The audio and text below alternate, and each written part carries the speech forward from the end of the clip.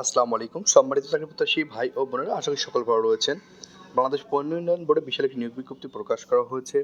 এই নিয়োগটিতে আপনারা বাংলাদেশের সকল জেলা থেকে অষ্টম, এসএসসি এবং এইচএসসি পাশে আপনারা আবেদন করতে পারবেন। আজকে ভিডিওতে আমরা এই নিয়োগটি নিয়ে পুরো বিস্তারিত আলোচনা করব। আপনারা দেখতে পাচ্ছেন পল্লী উন্নয়ন বোর্ড। এখানে প্রথম যে পদটি রয়েছে হিসাব সহকারী, এখানে ৫ জন নেওয়া হবে। অবশ্যই এখানে জিপিএ থাকতে হবে এবং সেই সাথে আপনাদেরকে বিকম পাস করতে হবে। মাঠ সংগঠক নেওয়া হবে এখানে 85 জন, স্নাতক পাস করতে হবে এবং নিম্নমান সহকারী মুদ্রাক্ষেপ কাম ক্রেডিট অ্যাসিস্ট্যান্ট নেওয়া হবে এখানে 7 জন, তবে এইচএসসি পাস করলে আবেদন করতে পারবেন।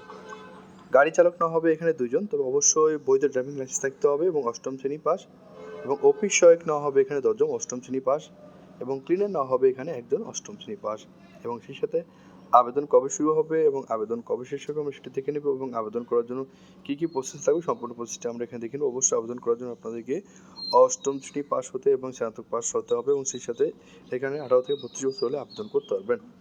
আবেদনের এখানে 1 থেকে 4 নং পাওয়ার জন্য 100 টাকা এবং বাকি যে পদগুলো দেখছেন তার জন্য রয়েছে 50 টাকা। এবং সেই সাথে এখানে আমরা আগামী 24/5/2026 খ্রিস্টাব্দের ভিতরে আপনারা এই নিয়োগটিতে আপনারা আবেদন করার সুযোগ পাবেন। তো আশা করি নিয়োগ সংক্রান্ত আপনার কোনো মতামত থাকলে আপনি আপনার মতামত আমাদের সাথে শেয়ার করতে পারেন। সবাই ভালো থাকবেন। আসসালামু আলাইকুম।